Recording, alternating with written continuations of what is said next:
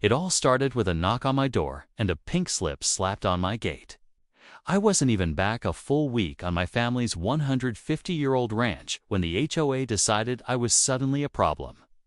Apparently, my fence was too rustic, my barn too tall, and the gravel road not up to community standards. Funny thing is, this ranch has stood long before that subdivision popped up next to it, and definitely long before anyone had even heard of an HOA around here at first. I thought it was a mistake. Maybe they didn't realize I wasn't part of their newly built neighborhood. But nope, it turned out the new president of the HOA, a woman named Sharon, had made it her personal mission to bring the area up to standard, and my ranch, my land, was somehow on her list. She was determined to get me to comply with her rules. She didn't know my history, didn't care about the land's legacy, and definitely didn't ask if I was even part of her jurisdiction. She just saw a ranch that didn't fit her vision and assumed I'd be easy to push around. Thing is, I'm not the kind of guy who gets rattled, especially not by someone waving a clipboard and tossing out fines like candy. But what really caught me off guard wasn't the letters or the threats of legal action. It was how far she was willing to go. Weekly notices, random drive-bys, even trying to shame me in the local Facebook group. It became clear this wasn't just about rules. It was about control. What Sharon didn't know, what no one knew, was that I owned something far more important than a dusty old ranch. I had a quiet stake in the very bank that financed half the properties in her HOA, while she was busy trying to box me in with her bylaws. She had no idea just how much power I actually had. And let's just say, when the time came, I used it, but I didn't do it the way she expected. Every week, there was a new letter. First, it was the fencing, then the unauthorized livestock, and even the color of my barn door. I kept thinking, how could someone who's never stepped foot on a ranch tell me what's acceptable on mine? Still, I stayed calm. I didn't want to start a war. But then Sharon showed up uninvited, marching down my gravel drive in heels like she was ready to conquer the Wild West.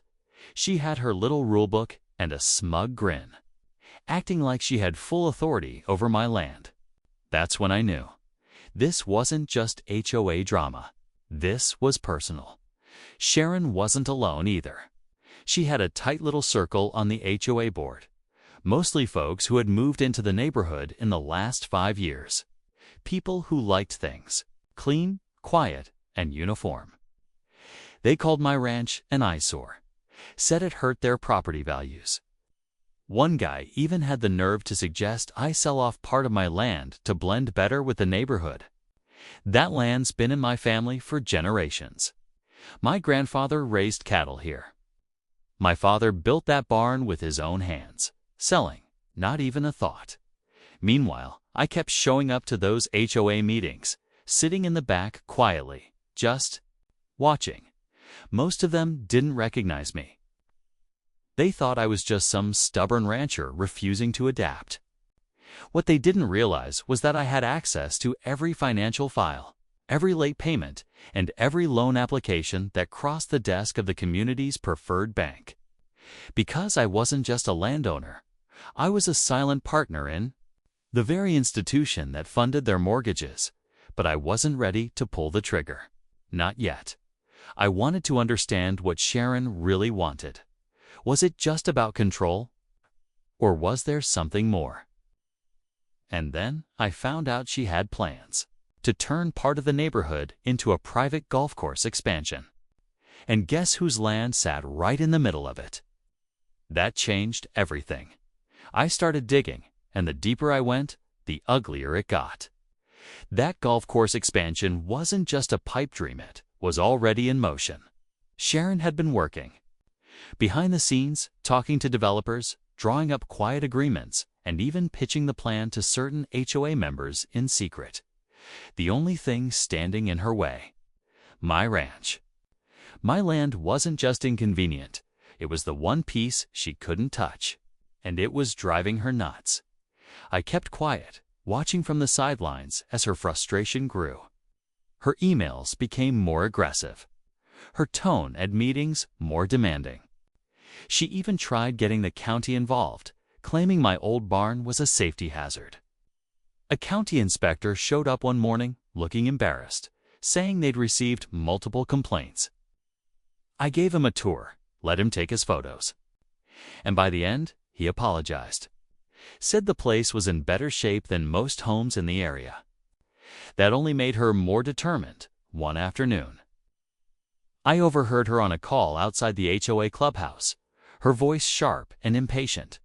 She said, "We can't move forward unless he sells. The investors are getting cold feet." That was the moment. It all clicked. This wasn't about the barn door. This wasn't about fences or paint colors. This was about money, power, and pride. Sharon had made promises she couldn't keep without my land. And now the walls were closing in on her, but I still hadn't shown my hand. Instead, I sent a formal request to speak at the next HOA meeting. They looked surprised when I walked up. To the front, no hat, clean boots, and a folder in my hand. Sharon's face turned pale the second I said my name. I introduced myself as the property owner of the ranch hand, one of the major silent investors in the bank that held the majority of the HOA's home loans. The room fell silent. But I wasn't there to threaten. Not yet. I had a different kind of plan, one she'd never see coming. You could feel the tension in that room shift the second I mentioned the bank. Sharon tried to recover, brushing it off with some forced smile, saying something about respecting community dialogue, but the damage was done. Everyone suddenly wanted to know more. I didn't go into details. I didn't need to. Just enough to let them know I wasn't just some rancher with a rusty gate. I had reach, and they knew it. But just when I thought I had the upper hand, things took a turn I didn't see coming. About a week later, I got a notice in the mail, not from the HOA, but from the county zoning board. According to them, someone had submitted a petition to reclassify the land around my ranch for development use. If approved, it would allow for expansion projects including recreational sites without needing my consent, as long as the land was considered part of the greater community plan. That someone was Sharon. She had bypassed the HOA altogether and gone straight to the county, using old zoning loopholes and some pressure from the same investors who backed the golf course. Turns out, those investors weren't just business partners. They were on the board of the development firm, and also happened to sit on the advisory panel for the local zoning committee. It was all one tight little circle, and now they were trying to push me off my own land using technicalities buried in paperwork. This wasn't just about fines or rules anymore. This was about a full-on land grab. And the worst part, she was getting away with it. Most people in the neighborhood had no clue what was going on behind the scenes. They just saw me as the stubborn guy holding up progress.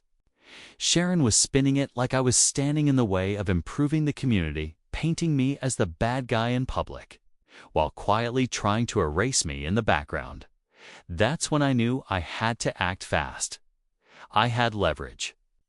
I had information. And I had one final card to play. But first, I needed proof, and once I found it, everything would change. I spent the next few days digging through public records, late-night calls with a lawyer friend, and even drove 2 hours to the county courthouse to get access to zoning archives. And there it was, tucked into an old land agreement from nearly 70 years ago. My grandfather had filed a special easement, protecting the ranch from being absorbed into any future development or zoning changes without direct family approval. It was ironclad and still valid. Legally, they couldn't touch a single inch of my land. Armed with that document, I requested a hearing at the next county zoning board meeting. This time, I wasn't quiet. I laid everything out: Sharon's backdoor dealings, the shady investor, ties, the false HOA complaints, and finally, the easement that made their entire development plan impossible. The room was packed. Neighbors who once sided with Sharon sat stunned as I read each name, each date, each connection. The local news was even there, filming. Sharon tried to deny it, but it was too late. One of the board members, apparently tired of the whole charade, confirmed that multiple zoning suggestions had come from her office and were clearly in violation of procedure. The board shut it all down right there. No reclassification, no golf course expansion. My ranch stood untouched, protected by history, family, and now the truth. But just when it seemed like the dust had finally settled, the twist came. A week later, I got a call from the bank's legal department. Turns out, Sharon had defaulted on a small business loan she used to finance part of her HOA campaign using inflated property value projections tied to the failed development. Since I was a silent partner in the bank, they needed my signature on the foreclosure paperwork. So, in the most unexpected way possible, the land Sharon tried to take from me ended up costing her the very home she lived in. I didn't celebrate it. I just stood on my porch, watching as the moving truck pulled up to her place. Funny how things circle back when you try to rewrite history that isn't yours to touch. After Sharon left, things got quiet. Most too quiet.